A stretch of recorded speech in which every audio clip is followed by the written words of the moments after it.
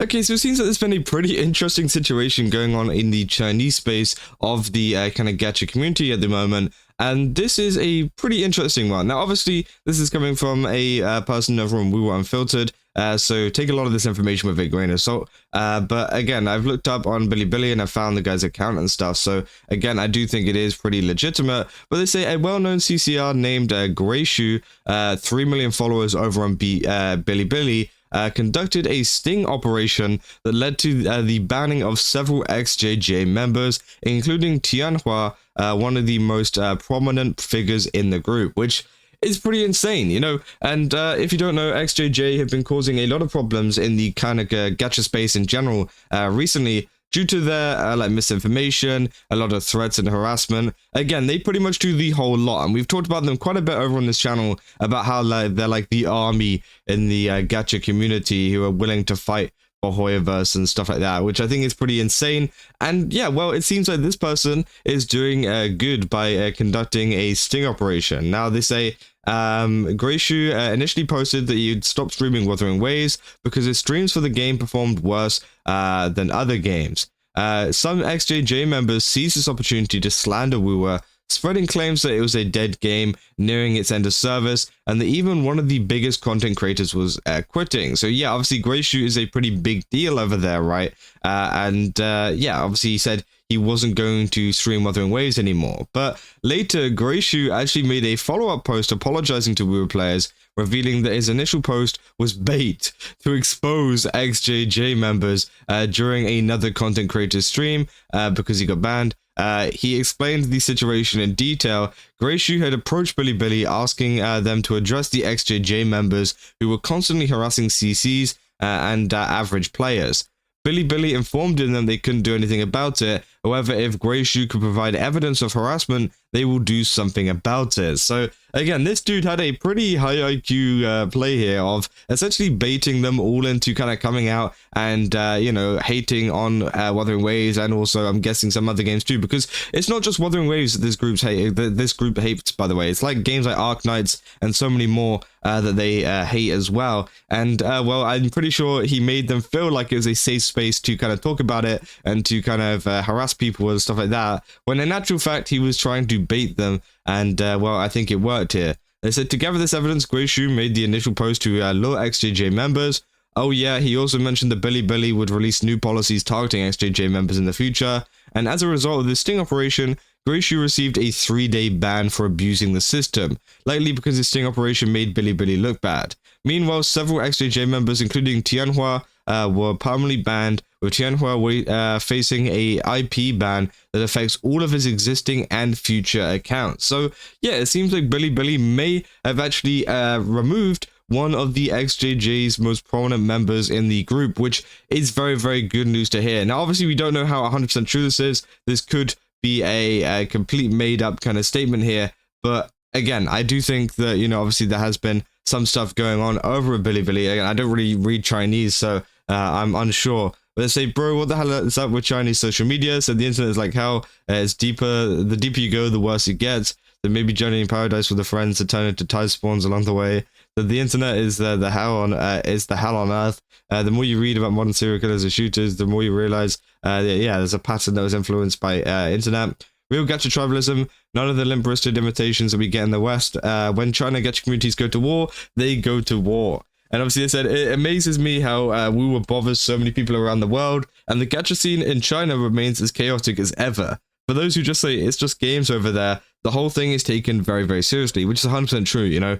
Compared to here, you know, games are a very casual thing, I think, and a lot of people could say that, unless it's like your job to create content on it. You know, it's a very casual thing that you don't really, you know, a lot of people here don't really go to bat for their community. Now, obviously, yes, some do. We've seen a lot of, you know, gacha tribalism and stuff in the West, but not to the extent of like how wuwa does it. I mean, from what we've seen, right, you know, there's been so many like arrests and things that have happened over in China due to kind of stuff that has been going on, you know, and also like just more higher up kind of punishment than what happens over here. Because over here, you know, the worst that would really happen in terms of gacha tribalism is like, you know, someone would just make a video saying that they think Genshin Impact's better than wuwa, or wuwa's better than Genshin Impact, or whatever, right? They would just make a video or a post or whatever, and people get mad about it. That's pretty much the extent of gacha tribalism over here.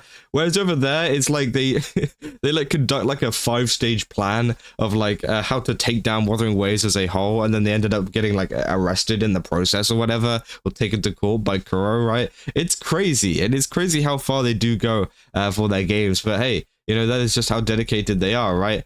So there's some, there's a Kuro and Hypergraph have enough fans now where they can mount a counterattack against the Mihoyo army. So things are getting more heated. So that's why I always said that both Kuro and the HG communities were very close when we only had PGR. And this relationship should be further enforced now that both communities are growing with new games. Also, Collab When said, I wonder what will happen once Genshin or even Honkai Star inevitably ends their service before wuwa because they're older. Will it be peaceful at last? And obviously it probably won't be, because again, they don't just like defend Genshin, they don't just defend Honkai Star, they defend Hoyoverse as a whole, and Hoyoverse is constantly coming up with new games. Hoyoverse is never not going to have a popular game out, I'm pretty sure, right? Because again, you know, we've seen they are releasing the new Animal Crossing style game that they, announced the other day, and also the TFT style game that they announced as well. So again, they're always going to have games out there for them to protect, which is going to be very interesting. They also share some posts from the user saying you can search him up on BiliBili to find him. Obviously, this is all in Chinese, so I don't know what the hell he's saying here, but again, obviously that is the user that they are talking about there. The bro's a hero. Let it be known that his good works are all appreciated in the EN side too. Bro was 2 steps ahead, which yeah is 100% true. They said at least it's a step in the right direction. Sorry, XJJ was well known for constantly harassing CCs and average players that play wuwa. They do deserve to be permanently banned. Tianhua also deserves that IP ban. At the end of the day, no one deserves to be harassed over playing games they like and enjoy, which is 100% true. You know, they're right on that. They said, this is your grey shoe. They say, can anyone explain what XJJ is? This XJJ basically is a die-hard group of CN Genshin players that aim to protect Mihoyo, which, yeah, 100% true. They say they go harassing other people's games, example wuwa, which they think is a threat to Genshin Impact and Mihoyo, and they aim to take down any games that is a threat to Mihoyo and Genshin Impact. The funny thing is, it's been recognized as a criminal organization in CN, and they do all of this for free. So originally they were a die-hard Hoyo cult, but later somehow they turned into some kind of weird, twisted fashion, some extremely bizarre fate. It got proliferated into radical feminists in China, responsible for a lot of dramas in gacha, including the bad writing of early Girls Frontline 2 CBT story of wuwa, and all the stuff that Snowbreak faced, and massive report waves CN games with heavy fan service faced. The thing is, these people are recognized as criminal organization, yes. So far, the only thing they haven't done are stealing or, you know, game ending someone. So yeah, they said nothing to mention. A lot of CN people really hated Tianhua because he really offended a lot of people based on one BiliBili video I see. He also has 2 BiliBili accounts. There's 665,000 followers and 24,000 followers. Both of his BiliBili accounts were banned and IP banned. A lot of CN people I see were celebrating over Tianhua's account and IP ban. This video is celebrating Tianhua and the ban. So again, this is some obviously proof of them getting banned and people being happy about it. Again, I have to translate it here. Hopefully, I don't know if even sometimes it doesn't even translate it. But again, obviously, this is, yeah, you can see here they're literally screenshotting some of the kind of stuff that has come from all of this that we've seen in the Reddit kind of bit as well. Again, I don't know why this isn't translating, but that's kind of annoying. But yeah, obviously this is a post where I'm guessing this is both of their accounts here, which got banned. So I'm glad to see that they did get banned and people are happy about that, because again, it does seem like they have been a bit of a nuisance in the space recently. And it seems like a lot of other people are very happy to see that, you know, they are gone. Just based off the emojis here, seeing as I can't actually do anything else about it. Obviously, yeah, as you can see there, here's the original account, and I think it is now gone. So, yeah, overall, pretty good day for a lot of people who hate the XJJ. That should be pretty much anybody in the gacha community, to be honest, because, again, of the amount of harassment and attacks they put out.